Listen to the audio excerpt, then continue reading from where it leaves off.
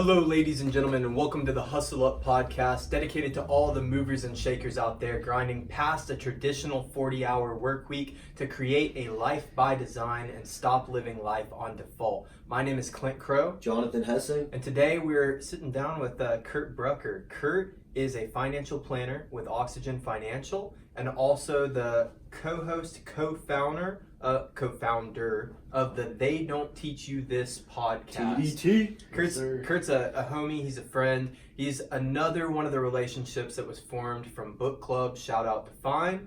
And this guy's wise. We're gonna talk specifically about finance and wherever else the conversation takes us, but how to manage your money, stuff they didn't prepare you for, stuff we think is important to any motivated millennial who's trying to carve their own path in life. Kurt, thanks for being here, man. Dude, I really appreciate it. I'm super fired up. You know, I love you guys, and I'm pumped to be here. I appreciate you inviting me on today. So let's dive into to the finance aspect. What do you do? What is your main grind, and then what's up with the podcast? Yeah, so my main grind is Oxygen Financial, and if you ever look at our logo, it's predominantly a little O and then a capital XY Gen. And the focal point of that is, hey, we're targeting the X and the Y generation. What you see predominantly right now in financial services, although it's beginning to shift, is, hey, I'm going to target that boomer with $1 million and I'm going to manage their money. What Oxygen Financial does, or what we're trying to establish in the marketplace, which we've created a great niche, is, hey, I'm going to work with you guys, or that person that's in their 20s or 30s that is working hard, is making solid income, and really is on the growth path to what people on your podcast are doing.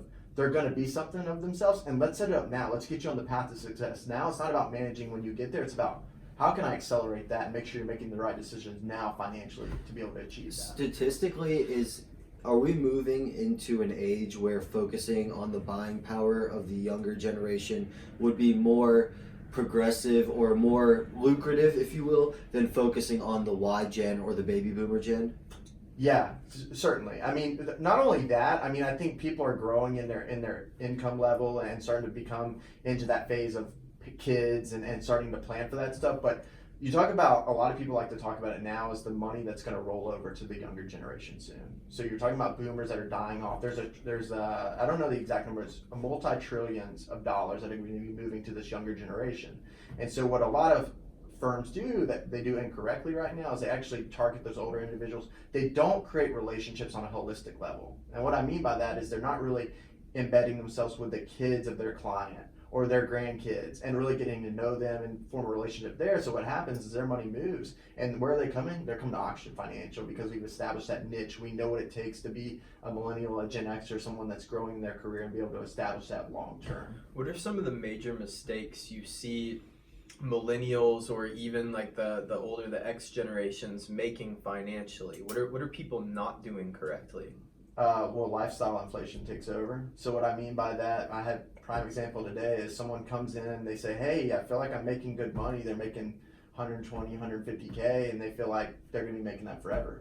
And we just don't know. The economy goes ups and downs, and it's good and not, and industries go ups and downs. But the reality is, we don't know what tomorrow brings. I mean, we could all be dead tomorrow. You know, we just don't know. So the reality is, people need to set themselves up for what kind of life do they want? Like, what are their goals? Because goals, at the end of the day, drive our decisions today. If you're just kind of floating around like, I want to retire one day, well, you're never gonna really achieve that. It's like saying, I want to lose weight, but not specifying what weight or what body fat percentage you want to get to. It's never gonna happen. So the reality is, people truly need to get down to what do they want to achieve and saving off the top. That's what I'll say is most important, is coming up with a percentage of income that you're going to be able to save. We say roughly 20%. I don't give a if it's 1%. Like, save something and start now. Yeah. Because I mean, I'll pull up the statistic here, but someone that basically saves, you know, $200 a week, for, you know, basically when they're 25 versus 35 versus 45, astronomical. If you put $200 a week or a month and you astronomically save with 8% compound interest, it's as much as, if you're 25, you have 850,000 at the end of the day, versus someone that did it at 35, only 500 versus, you know, 250 at the end of the day. So saving now and starting now is so important, and most people kind of sweep that under the rug because they think, well, I'm going to get to a bigger career path, or I'm going to have this big income hit. Right. But they don't realize, hey, look, yeah, that's true. If you save now, let's just say you can only save $50 right now a month, okay, just on the low end of things. And you do that, and that's only a percentage of your income. But let's say you keep that percentage. That's why percentages are so important, because as our income grows, as our lifestyle changes, we still save that particular percentage, so that amount grows. We're not always going to save $50. Hopefully, we're saving thousands on thousands of dollars down the road. But if you start now, you ingrain those habits for the long. It's interesting that saving is so important to you, and that you're targeting the XY generation. Let's call them the millennials for ease of term, because if you study the millennial habits, their buying habits, it's all about experiencing. We're not buying houses, we're renting apartments. There's the rate of getting married isn't as high. People are having dogs. It's like, and people are just not, that people just don't care about saving money because they want to experience life in the now. And that's a great point you bring up. And so when I talk about saving money, I'm not just talking about saving for retirement. I'm talking about saving for financial goals. And that's a discretionary term, but people can look at it different ways. I look at it from a standpoint of, okay, do you have high interest debt? That's one way you could use that towards that financial goal. But it's a balance, like you said. Everyone loves to enjoy their money. Like, you work hard. I don't care if you make 40 grand or $200,000. You work hard for your money. At the end of the day, you deserve to enjoy your money. So when I say that, I say, okay, if you're going to save $200 a month, well, maybe you want to go on a cruise, right? Well, what is that amount? So this is where it gets into the planning aspect of, okay, if our cruise is going to cost $2,000, how much do I need to save every month to get to that? Where people fall into the issue as a millennial of, hey, I want to go experience at the beach, I want to go do this, is, well, the experience, it's we're so like quick to go, is that things come up, hey, let's go, hey, you want to go on this? Yeah, let's do it. And then what happens, they put it on a credit card. They never plan for that expense. And that's where it goes into, even if you don't plan for the expense, if you're saving into a cash reserve, you have money. What I'm talking about is, it's so easy now to just swipe the credit card. And I'll get into this deeper, but the reality is, the pain of paying has been removed from this generation. So what I mean is, if you had cash, if you had $100 in cash and you went and paid with someone with $100 in cash, you're gonna be like, wow, that's $100 that physically left your pocket. Versus you could go swipe for $400 and be like, and you don't think about it. Exactly, because you're not paying it now. That's $35 a month for 2 years. Exactly. That's part of why Amazon invests so much in their artificial intelligence, their AI, is so they can throw things in front of you, and their user interface makes it such a path of least resistance to check out that by the time you realize that you got 10 things in your cart and you're checking out, and the only thing you care about is a potential shipping fee if you don't have Amazon Prime. And it talks about that. It talks about the one-click technology of Amazon. It's literally pop in, boom, and your credit card's already in, it's done. You don't even think about it. And then you get down to the time for the credit card bill to be paid, and you're like, oh, I don't have this money. And that's the issue, is, like you said, they're removing the restrictions. And when I talk about savings and the importance of savings, it's just like what you talked about. That block, that barrier, you need to create some barriers with your money. And so what I mean by that is having it in multiple places. And with the savings, if you bank at a big bank like a Wells Fargo bank, wherever, you need to have a separate savings account in a separate institution. And high yield savings is where it's at right now. There's no. What is high yield savings? So high yield savings is not a brick and mortar bank. So you will not find a high yield savings like a Capital One 360, an Ally, a Barclays, these different banks. But what they're doing right now is, if you go to like a Bank of America, they're offering you 0.0 nothing for savings. These high yield savings offering 2.5 roughly. So it's offering you a little bit more savings, but what it really does, what I love about it, is if it's separate from your checking account, you actually have to think, say, hey, I want to move $500 from savings. Do I really need that? Because you have to go that extra step of transferring that money over. And that's the beauty of it, because we need to think more about what we're doing. We're unconsciously or subconsciously doing things without truly understanding the impact it has on the long-term picture for us. So let's say that you know you want a house eventually, but now is not the time. So you set a 5-year goal. I'm going to save up for the down payment for a house. You would want to put that money in a high yield savings account so that it's earning at least some interest in the meantime. That is true. Well, I'll caveat that with, it depends on the risk tolerance of a person. So if you're saying 5 years, 5 years, depending on your risk tolerance, you might have a little time to invest some of that into the stock market or a more conservative portfolio. When you get down to a 1 year, 2 year time frame, when the money is like, it's real, it's becoming real, yes, you want it in the conservative money market, high yield savings account, things like that. But from a 5-year time frame, save as much as you can, and you can invest. You don't have to put all of it in the stock market. You don't have to put all of it. You can have a hybrid strategy, because at the end of the day, we want to make sure your money's working as hard as it can for you. You're working hard to save that money. You need to make sure it's working in your favor too. Cool. So let me ask you this. So what's the downside? Because I identify things as being a glitch in the matrix per se if there's no perceivable downside. Mm-hmm. So what's the downside of having a high yield interest rate? Not using as much interest as you could, or not taking advantage of The downside is that you're getting tapped out at, let's say, 2.5. It's the benefit what are is bonds it's coming in at? I mean, it just depends what type of bond. Yeah. You know, you can get 5-6%. You Okay. know, but bonds go up and down. A lot of people don't realize a lot of people think bonds are stable. They're not.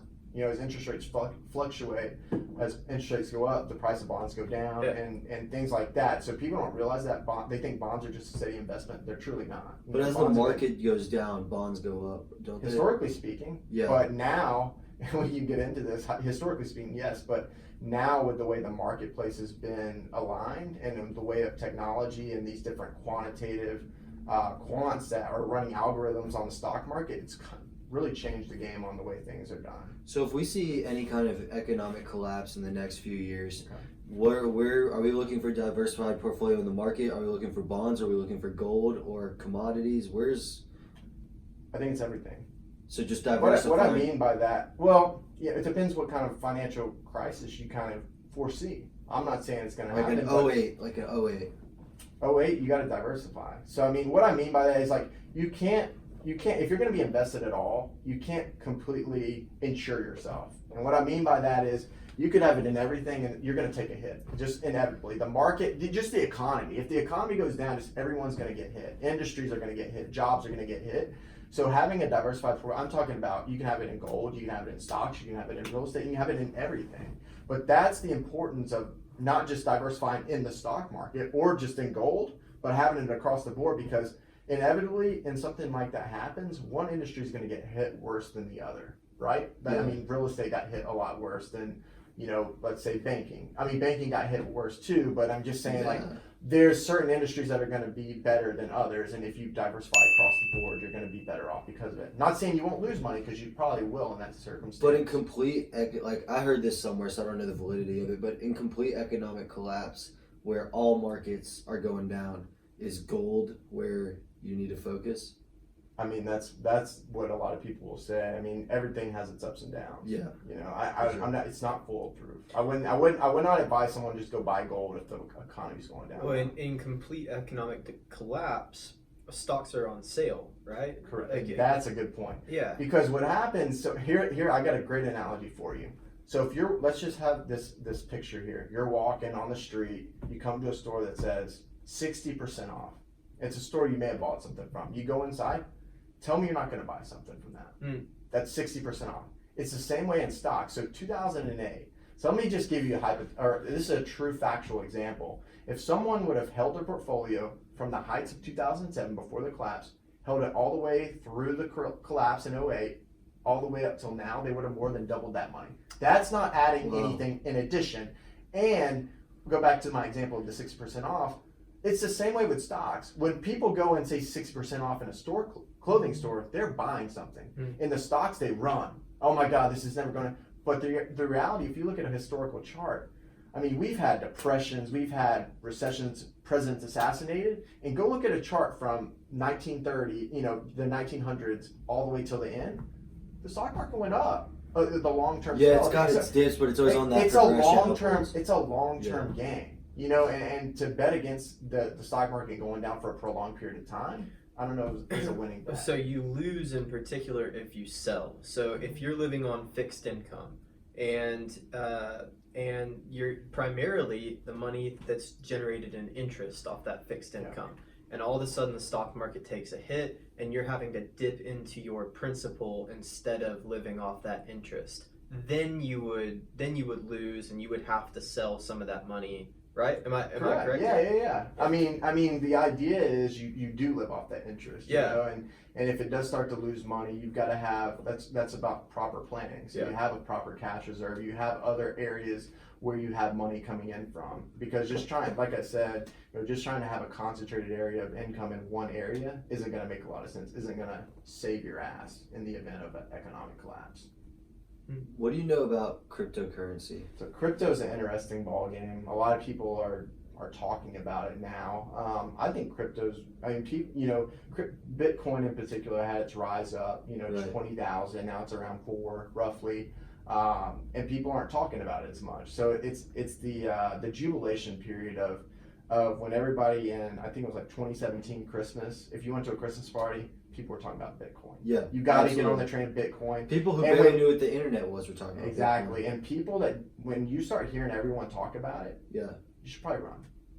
Yeah. What I mean by that is when everybody else jumps on board and we're at this like euphoric phase of something, that's generally when the market starts to come off in whatever particular asset class that is. Right. So you need to pay attention to that and not just go with it's that crowd mentality of jumping with the crowd. I wouldn't highly advise it, but long term, I think crypto has certainly a place. I mean, the funny thing about it is you go look at JP Morgan, right? Mhm. Big bank.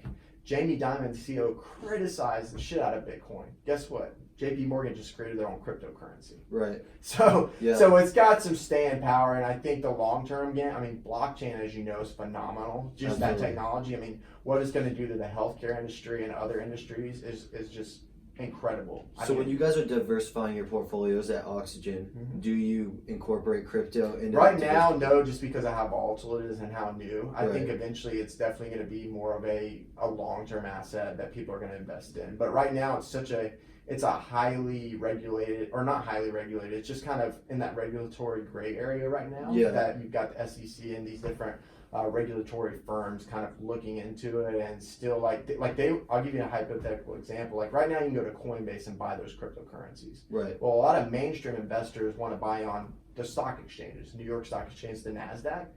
Well, one way to do that is to create what's called an exchange traded fund, where they put these different currencies into, like they say, a coffee mug, and you invest in that coffee mug. None of those different regulatory firms that I've talked about are approving those. So that's where it's a little bit of a gray area where it may not. I think they're afraid of they're afraid of what it could potentially bring, and I also think that because of where it is and what it could potentially threaten the economy and the newness of it, the volatility of it, the fact that it's not truly backed by anything, Right. freaks out those regulatory firms. But I think it's easy to get stuck in the norm. A lot of that stuff is not about, a lot of the stuff that's on the stock market now has been there forever. It's always been like that. So a lot of people are afraid of change. But I think the wave, that came in a wave, right? The Bitcoin wave. And it's going to come in another wave, and eventually the momentum becomes so strong that it eventually topples over and becomes the new normal. So you think that it's going to eventually follow the market's precedent of it'll have dips, but overall, over the long term, it's going to be an inclined up progression? I think it could. I mean, definitely. I think there's long-term staying power. I mean, like I said, there's people that talk shit about it, and now they're creating their own cryptocurrency. So I think there's a lot of long-term potential for it. I mean, I think you go look at historically where the economies have been, internationally, global level. I mean, there's potential we could see a financial reset. Cryptocurrency could be the beginning of that, where crypto becomes the new normal. Right now, you've got all these different currencies in different countries, right, in different areas. And the reality is, if you go, with crypto, it could basically cut that one currency across the board. There's no exchange rates, and it really would simplify a lot of things. Like a lot of third world countries right now struggle economically, and now they're going to the dollar to try to stabilize their economy. So what's the threshold that particular classification of investment has to hit for Oxygen Financial to be like we accept this and we're going to start? Well, advising? for us in particular, there's a back office team, like a regulatory back office compliant department, and we kind of have to stay in line with where they are at. So if they approve it, we're all about it. If they don't, we can't really, so that's the idea is we have to stay regulatory because we're licensed individuals. So if we do anything against our license, we can have that revoked and not be able to perform our profession. So that's the downside of what we do is it's highly regulated, a lot more regulated than you would think. So like when we do the podcast, we always have to submit those up to have them reviewed. So that's the key there is like, By trying to whom? by our compliance department. Yeah. So they just make sure we're not recommending anything or advising anything because it's generic advice. Everybody's situation is individually tailored. Would you have to worry about submitting this podcast for review? Potentially. Yeah. But we'll see. Yeah, okay. Yeah. So how old are you? Right now, 23. 23. Mhm. What got you into this so young? Because you're within the first 5-10 employees at Oxygen Financials, right? So probably like more like 25. Okay. The way it works though, it's almost like a law office. Is we have different practices within the Oxygen brand. So on my team we have about 10 people individually, and I'm on Ted, our founder's team. And we actually just started like a national expansion. So we just opened an office in Boston. We're probably going to expand to maybe Miami. We're not sure exactly, but there's going to be because I think we serve a huge place in the marketplace, and people may have not seen this, but we've been doing this for years of charging a monthly fee, because historically, like we talked about, those firms target older people with a lot of assets because they make a percentage of the assets. Well, with younger folks, they don't have the assets to charge them on. So how do you make money? Because at the end of the day, it's still a business. As much as I want to help someone, I have to be able to get the return on my amount of time I'm putting in, right? Well, what you do is you create a monthly subscription model, similar to a Netflix. And Charles Schwab, who's a big brokerage firm that you may know about, just is implementing that with a lot of their clients that have lower asset value. Like an online retainer type of thing? Exactly, just like a Netflix, it just renews every month. And we've been doing that for years. So it's just funny to see that the whole industry now is starting to pick up on that. And you were at the front edge of that. Exactly, yeah. And I think we'll be on the front edge going for, I think that's the blessing of working with someone like Ted. He's just super innovative, entrepreneurial guy, and he's always trying to stay on the cutting edge. We don't sit on our ass, for the lack of a better word. What's his background? What makes you say he's a cutting edge entrepreneur? I mean, the guy, because he worked in the corporate area of the business. Shout out Ted. Yeah. He worked in the corporate side of things and knows about, like I said, they target the older individuals. They don't really care about the consumer or their growth. It's about how can we position a product that we can make the most money off of. Right. And, because he's been successful starting other companies and stepping out from making, 7 figures at a W-2 job and saying, fuck it, at the recession, at the bottom of a recession and starting a financial services company, I think shows you what kind of person he is and where, Oxygen potentially could go. That's awesome. So is this a straight out of college thing for you? How did you end up? Yeah, good question.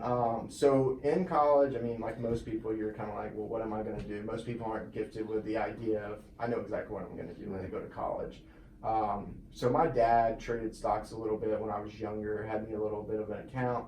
I started to take a little bit of interest in that. And then when I went to school, I knew I wanted to do business. I'd always been around business. And so I got involved, early on and just talking to my dad, having conversations, understanding that finance is the way the world runs basically, because it's all money, right? Like that's the way the ins and outs of every business in different areas, even nonprofit work is money. So how the handling of money. So I went down the finance route, which is very broad. You could do corporate finance, you could do all these different terms. And to be honest with you, I joined an organization I went to Kennesaw State, and I joined an organization called the Student Managed Investment Fund. And what they do there is just predominantly quantitative analysis on companies. So growth factors, all these different things of a company and where they see it going. And that's what I thought I was going to be doing a bunch of research. And then I met Ted through a networking event, and I truly fell in love with the personal finance aspect. I understand that a lot of my value is face-to-face, connecting with someone and helping, allows me to get up and feel like I'm doing something with a purpose because I'm helping someone out. Like they have a goal, I'm able to help them deliver on that goal. And that gives me a sense of purpose and want to get up every day and work my ass off, for lack of a better word. So I think, me going down that path and understanding that, I've just fallen in love with the personal finance of like really how, if you just do things like, if you just plan correctly, like how much better off you'll be versus just kind of flying by the seat of your pants. It's like anything, like if you just do things like we talked about routine earlier off camera, but if you just get in a routine of like saving or, you just have these little things and it doesn't take that much more time. But if you set these little parameters for yourself, it's light years ahead of where other people are. An ounce of planning can save a pound of pain, and that's something we've talked about before. Let me ask you this. When you met Ted, right, at this networking event. Yeah. How long was it until you later, like, did you meet him your sophomore year and then start working when you graduated? How did that work, and how did you go about closing that? Like, how did you meet him, stay on top of him, follow up, and then get a job? You knew exactly what job that you wanted, and how did you go from not being employed to securing that job on his team? So good question. So a little background. Before that, I was interning at another financial company, and I was doing the research stuff. I didn't feel like, I felt like the company was very stagnant, very old, kind of stuck in the past. And I was actually in the Entrepreneurship Center at Kennesaw. They had a networking event. And I had a connection who I toured one of the board members' offices. I'd met him. He's like, hey, man, I got to introduce you to my financial guy. Met Ted at this event. Well, I said, hey, man, like, when can I do an internship, just to get to know you? And so he's like, well, follow up with me, like, in, 4 months. So 4 months, a lot of people would whatever kind of float off the radar. Did you throw that on the calendar? And I would stay persistent. Yeah, I knew, because I just got the vibe of that guy. Like, this guy's a fucking baller. So did you put it on your calendar in 4 months, or were you like, I don't know that I specifically month? put it into my calendar, but I had it in my mind. Like, sometimes you just know when something hits you that it's right, and I just knew it was right. Like, I knew I wanted to work for Ted, or just get to know him. Like, I knew he was like on top of his game. So what I did was I emailed, hey, when can I come in? I came in and I shadowed him, and I was like, man, I just want to shadow you. Like, you're a really cool guy. You got a lot going on.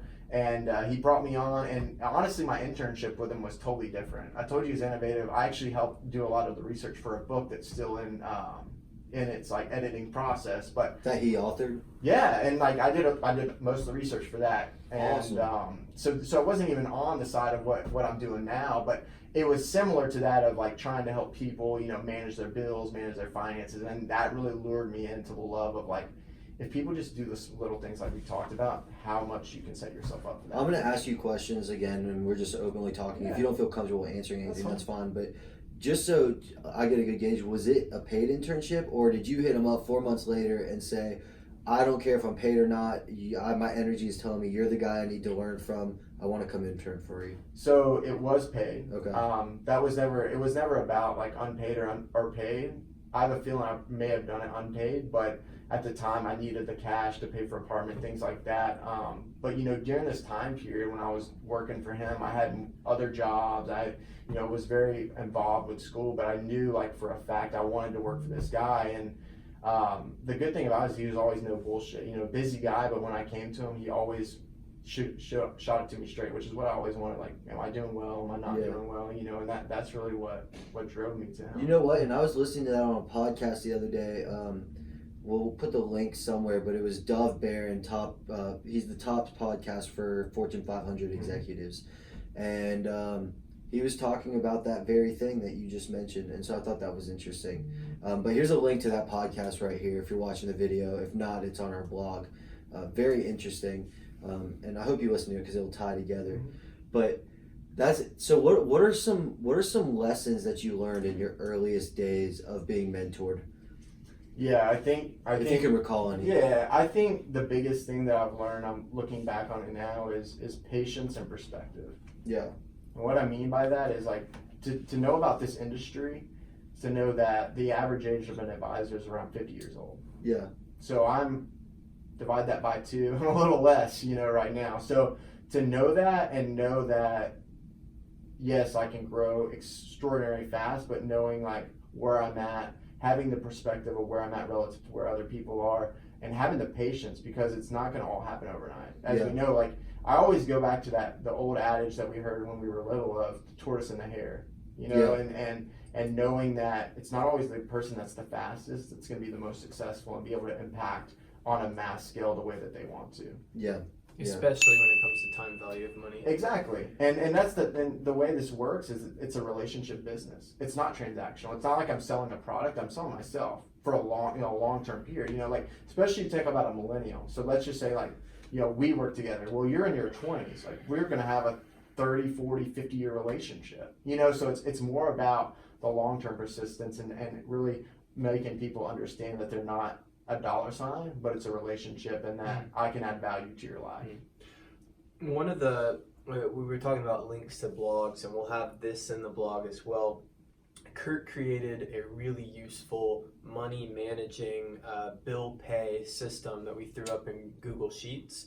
And can you explain a little bit about it for anybody? Great tool. It is a good tool, and we're going to put it up for anybody to access or learn from.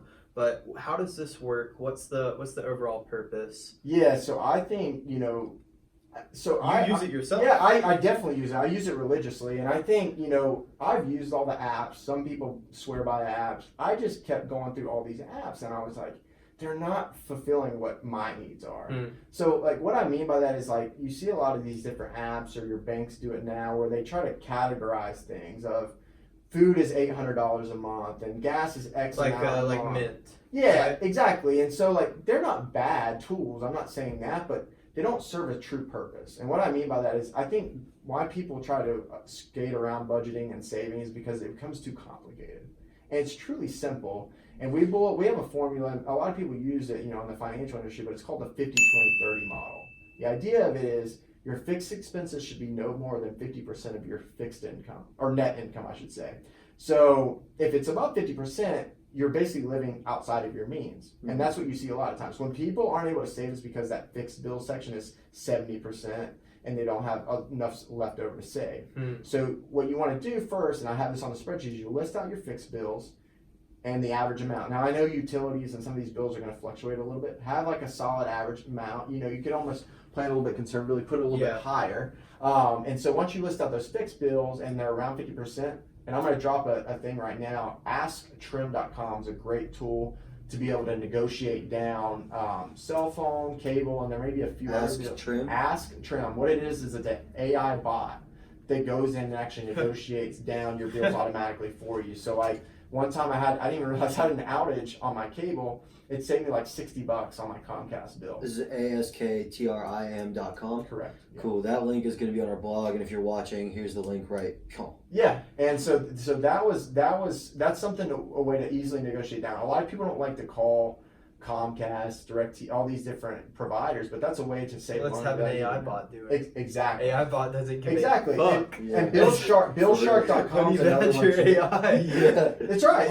You're not doing anything. All it takes is 2 seconds. You go sign up, and it's automatically. And the great thing is it shops. It'll send you a because it links in with the Messenger and Facebook and says, "Hey, Kurt, just want to let you know I'm shopping your cable bill right now to make sure you're getting the best deal." You may already have the best deal, but what you see with a lot of these companies, especially publicly traded, is they're all about the bottom line, right? So they're always trying to jack up your prices. So what this does is it's going to go automatically shop and make sure you're getting the best rate.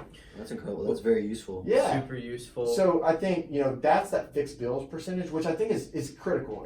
That's the 50. 50. And if you list out your fixed bills, you're at 70, there's got to be something in there that you can eliminate. Like duplicate. What I see a lot is people have Netflix, Hulu, and what is another? Amazon Video. Or, you know, it's like, I get it. Maybe you have shows on each of those, but like, let's be realistic. How much of your They're time? also playing Careful. for. I could debate you on why that would be the better choice to go Okay, with. well I'll ask you then, why is there not an all-in-one solution yet? Because it's education of the market and, And quality competition breeds excellence. Yeah. So you're starting to see like Amazon, right? They've they've started putting up ESPN. So now I can get on demand through Amazon instead of Xfinity, which has to piss Comcast off, right? And that's Sorry, what they just rolled out the Flex, but the thing about the Flex is they don't have live video. So the problem is, out of like 10,000 people surveyed, 25% of people don't think that the market of live video is at a place yet where they would pay for it. Whereas on cable, you have uninterrupted, no loss quality, live broadcasts every game, every event, every news station you see. Well, and now Hulu's doing it too. Yeah. You can get HBO, Showtime, and they may even have ESPN on there as well. Game of Thrones season finale set on season 7 on Hulu. Crashed HBO every single country in the world it aired on. Crashed HBO. HBO crashed on Hulu in every single country. The finale of season 7. Yeah, that's tough. It didn't crash on me, but I didn't watch it on Hulu at that point. And their infrastructure couldn't support it. Because their infrastructure, they could not scale up to get that many viewers. They couldn't handle it. And so that's the reason. How many people do watch that at one time? It's got to be over a billion. You got to, I mean, for the March Madness games, it's over 25 million per game or something crazy like that. But what I'm saying to your point is, paying $10 for HBO, $13 for Netflix, Yeah. and whatever, still is going to be less than the $85 you're paying for the And that's- 5 channels you watch. And that's what I'm saying and you even see it now, like Xfinity now has streaming. Right. So they're trying to go towards that too. So it comes down to really assessing, okay, if you want those Hulu, HBO, and Netflix, well, then you don't need cable. You know, it's Exactly. but it's these Cord tough cutting. decisions, but it's the reality of understanding, like, do you want to save money? Do you want to save yourself, or do you want to watch all this TV that you're not going to be able to watch it all, and right? you only Yeah, I mean, watch think about on how one many- platform and one thing. When you have Exactly. cable, how many channels are you watching? I watch sport. That's about it. That's Yeah. it. I mean, you But- don't need to watch. Who else is watching real TV now? No, Because you can go watch yeah. whole seasons on Netflix Yeah. or whatever, you know. And A whole season of one or Netflix original like Stranger Things, and then you can watch Exactly. Game of Thrones on HBO, That's and right. then you need Hulu for the live content. yeah. So it goes back to making sure you list out, trying to figure out where you can cut if you can, and then that 20% model is what's called the financial goal. And we talked about the financial goal, but the key to the financial goal is you actually automatically save it off the top. What happens a lot of times is people say, hey, I want to save 20%, Right. and guess what? By the end of the month, you got nothing saved. But is the real savings done in cutting out Hulu, or is it done in making sure that you don't get the extra nice apartment and that you eat out once a week instead of 5 times a week? Like it comes down to some of like the habits and decisions. I think it's a culmination. Yeah, it's that, but it's cutting out is an immediate savings, but it's what you're saying. It's the habits that create the long-term savings, and that's what I'm trying to say. Is I'm trying to simplify that though, because if you save off the top, if you say I'm going to save 20%, Yeah. and it's automatically directed into that separate savings Into account an account that you don't fuck even with. touch, Yeah. you don't even account for that 20%. It's not there. Yeah. So you've got your fixed bills, and then whatever's left over is discretionary. Where my spreadsheet is different, because it'll list out and say, okay, if you save 20%, you have this amount. You need to go to your HR person if you have direct deposit and say, hey, I want this amount, every paycheck directed into this. And so what happens though with that discretionary, which is where a lot of people get bogged down, because they say, well, food, I want to spend X, gas, I want to spend X, and then I want to do all this other fun stuff. The reality is you have a set amount every week you should be spending, right? So like the way it breaks down, Not like, just whatever's left over. exactly. Yeah. So after the fixed bills, after the savings, there's an amount left over, like you said. And the reality is you got to stick to that. So whatever that amount is, it'll divide it by 4, and every week you have an amount. So when you go out to eat and you want to spend all your money up front, well, by the end of the week you're struggling to eat, you know. And that's the reality. Is it gets you in those habits, like you're talking about. Okay, maybe I shouldn't go out as much. You know, maybe I should pack my lunch, and it just keeps you accountable to that, because like we talked about, the credit card will not keep you from swiping. Yeah, that's right. And so if you can it takes 2 seconds. Download the Google Sheets app on your phone, and we're going to give you the access to the spreadsheet. But if you really Even if you don't use it, having a good idea Yes. at where you're currently coming in. and knowing what your number is, and I'll say that, and again, knowing your number is like the most important thing. Knowing how much you have to spend every week, because just knowing what your fixed bills are will not allow you to not overspend. Yeah. Knowing how much getting it to a finite level of I have X amount per week, and if you want to get down to per day, you can do that. Absolutely. But I mean, for just relative terms, I say per week is a good number, because it gives you an accountability of like, if you put in those transactions that says, oh, hey, Clint, you only have $50 to spend, you have 2 days left a week, you're like, okay, I got to tighten it up. I can't be going on a date, and that's the reality, because as much as it may pain people now, I promise you 10 years from now, you'll be fucking sitting nice. No, with the I amount of agree, savings because you for have. me, what you're talking about is very important on a daily level, because it's like affirmations. You wake up and you immediately affirm your mind of what are the parameters that you be thinking in that day, Yeah. right? And then the second thing, like going to the gym, like if you win the morning, you win the day. If you go to the gym in the morning, you're gonna be more thoughtful about what you're eating and what you're doing throughout the day. If you start every day by looking at this is my budget for today, you immediately put yourself in that frame. And I have a point on that. You talked about eating right. Everyone wants to eat healthier, and it's as simple as when you write down what you eat, it makes you like think about, okay, it's just like you're saying, reaffirmation of, oh my God, I ate Chick-fil-A yesterday and today. That and reflection. And it's the same Yeah. way with this budget. If you're entering in transaction after transaction, you're like, fuck, I'm spending, and it's never about the big expenses really. It's always about the little things. It's Yeah. like, I went to lunch here, I went to dinner here, I did this, I did I that, bought and then candy by the end of it, you times, think you're spending, and you think you're spending $10 here, $15, $20. By the end of the week, you've spent $500, and like didn't even blink an eye or think about it. So that's the reality. Is it's just like working out. Just like as much as you like keep yourself accountable to it, the more disciplined you'll be, the better off you'll be long term. Yeah. Good. I read a statistic that said some crazy number of human beings don't have money saved up for a $400 unexpected expense. Do you find this like typical? Is this true? Or it is true, and it's very unfortunate. I blame it a lot on credit cards now because a lot of people, like I said, can just swipe. They're not realistic with what they actually have to spend, so they're just swiping on the credit card. They don't save any money, and really they probably could save money, but because they're swiping on the credit card, they're not thinking about how much they actually have to spend. So by the time that credit card bill comes due, they have to use it all, use all their savings or whatever to pay that off. So it's very sad, and that's why it's important to just start saving now, because if people really thought about the long-term impact of putting stuff on a credit card, I mean, the APR is 20, 25, sometimes 30%, or an unsecured personal loan that's under 10 grand, you're talking 15%. Think about that. Like, that's the amount of money you're losing, value of your money. So knowing that you could invest that money if you just saved, and that's why it's important. If you have high interest debt, so a lot of your listeners may have student loans, and student loans, sometimes they're pretty good rates. But that's another thing, like with that 20%, I'm not just talking about cash reserve. There's a hybrid strategy involved. If you have credit card debt, you have student loans, use part for that, part for the cash reserve, because what we don't want to do is a lot of people say, let's pay down all the debt.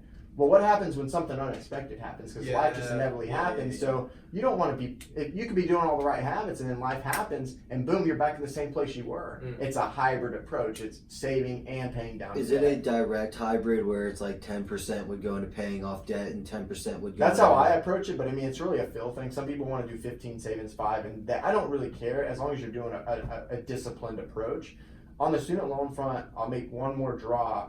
There's an app called Changed, and it's just like, if you're familiar with Acorns. Acorns is a micro investing app. It rounds up. Coins is an Atlanta company. Coins, too. and you just round up your change and invest it. Well, with Change, it's the same thing, except it applies it towards your student loan. So instead of going into an investment account, and people don't realize with that interest, just an additional $100 every couple months towards that, it knocks down the time frame for paying down that student loan.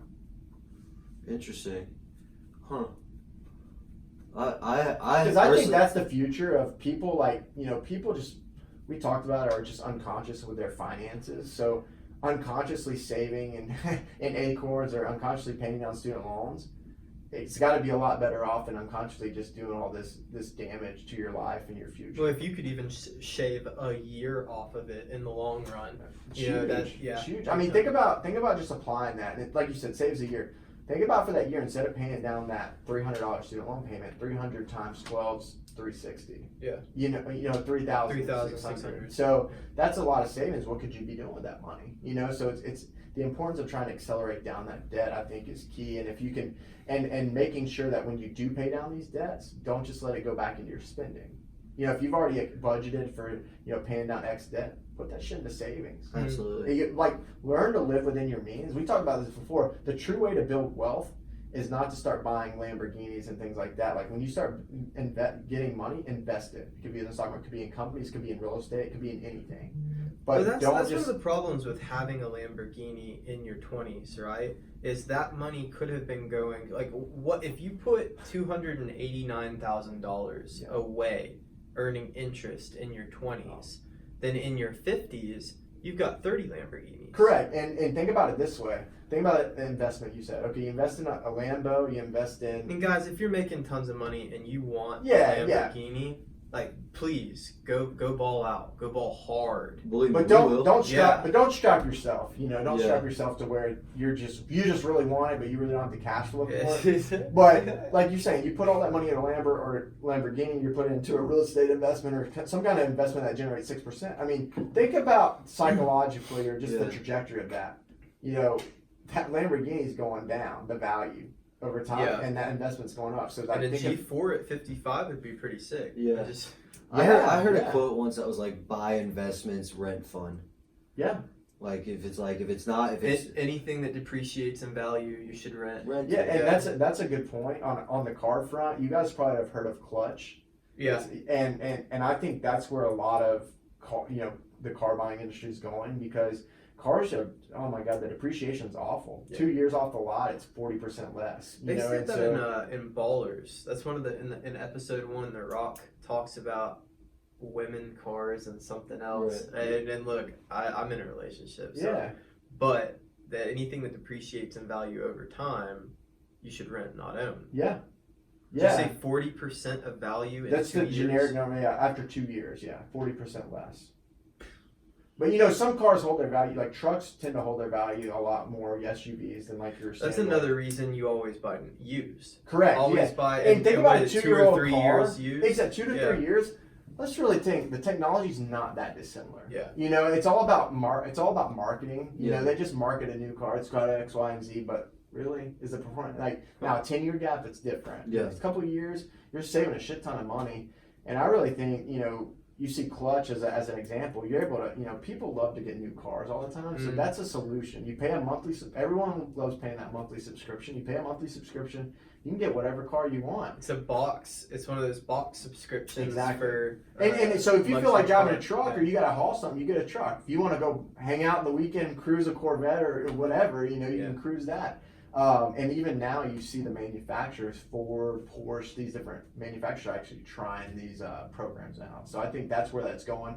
And I wouldn't necessarily advise a lease. I would advise, like you're saying, buy a used car 2 to 3 years old. Yeah. That makes a lot of After sense. you've got that But you exact do the curve, Carfax, right? obviously. It is a depreciated the most. Yeah, it's almost like the a fastest. It's exponential exactly. the other way. Yeah. What's it called? What's the other way? I'll have to think about Yeah, it. yeah, I don't Yeah, remember. yeah. Think about this, but the opposite. Yeah. Because it depreciates so quickly, and it kind of holds steady for a while. Yeah. What's the biggest advice you have to somebody who's, let's say, because I see if you don't manage your money well at $30,000 a year, at $50,000 a year, you're not just gonna make 6 figures. And you may well make 6 figures, but you're not gonna magically start managing your money better then. So what's your biggest advice to anybody who's starting out today? And maybe you do make a lot of money, maybe you don't. Yeah. How can you just build those how do you build those Yeah. habits and get disciplined and just start saving? And you make a good point, because the reality is lifestyle inflation is going to take over. You're going to make more money, especially if you're starting out. Inevitably your career trajectory is going to go up. And if you don't create the habits now, when are you ever? You're going to get into these bad habits. It's like, okay, I make 30K, I can do all. When are you just going to become the person that you Exactly. want to You be make one day? 100K, you say that, but then, oh, well, I want to get a boat, or I want to get this car. Or there's always money. I mean, we know there's yachts, there's all kinds of crazy Always stuff to do spend money stuff on. to buy. So it's about getting the habits now. Like you said, it's about learning to save now. It's about living frugally and knowing what your number is. Because if you don't do that, there's always money. There's things to spend money on. So you got to be disciplined and know and understand, I think it's a game. It just depends what your goals are. If your goal is to become a millionaire, you can't become a million. Grant Cardone talks about, he's like, do you want to keep $1 million, or do you want to make $1 million? Because you can make $1 million and not have any left over. Yeah. If you want to keep $1 million, it's about being disciplined and staying toned down to what your number is. Yeah. Well, hey man, you've given a lot of value. I want you to quickly shout out the TDT podcast, what it's about, where it started. After that, recap the 50-20-30 rule. Give kind of one word about the 50, the 20, the 30, and then that should be. Then we'll wrap this up. So how do we find you on Instagram? Yeah. So I have a podcast called They Don't Teach You This, and the idea behind it was, hey, we want to teach people, millennials, even people that are older, that just were never taught this stuff in school. They don't teach financial literacy or financial freedom. So just educating people on topics like that. And so you can follow TDT Pod on Instagram, Link Twitter, right here. Facebook, etc. And then the 50-20-30 model, it's simply 50% for fixed expenses, or 50% of net income is fixed expenses. 20% is financial goal, which could go to high interest debt, saving for vacation, anything towards savings. and then 30% is discretionary. So that's just what's left over. Do the Fun 50 money. on the 21st. Yeah. Fun one, expendable. Exactly. Awesome. And where can people find you, get in touch with you, find So- Oxygen Financials? So Twitter and Instagram's Kurt D. Brucker. And Link then right here. And then oxygenfinancial.com is our website, and you can DM me if you have any questions. I'll be obviously linking up that spreadsheet. If you have any questions on that, or just have any questions in general about finances, buying a car, buying a home, things like that, and what needs to be the thought process. Yeah. I think reach out to me. I love to empower people. I love to see people progress and be financially smart with their life. Will you give me a bottle? Awesome. Well, Kurt, this has been awesome. I learned a lot in this conversation, and I know that anyone listening got a massive amount of financial literacy in this, and I appreciate that, and you dropping these gems. Anyone listening, go check out the TDT podcast. Both Clint and I were on it. It was an amazing experience for both of us. We got to go deep into what it is being an entrepreneur. Kurt and his team had some great leading questions, and there's a lot of information to be learned there. And as far as us, today's episode was brought to you by New Rich, taking hydration to a next level. Sharing aspirations creates inspirations. This is a new company, and their New Rich is focus on being happy and being fulfilled, because that's the new rich, not just being financially rich. And again, we're at Hustle Up, at HSTLUP, www.hstlup.com. Spread the word, spread the love, share with everyone you know. We've got lots of good conversations with even cooler people coming through, and it's just going to keep getting better and better and bigger from here. In the meantime, this is Clint. Clint, say goodbye. Hey, I'm Clint. Hey, he's Clint. Peace. And I'm Jonathan, and thank you guys for watching. Again, Hustle spread the up. love. Peace out.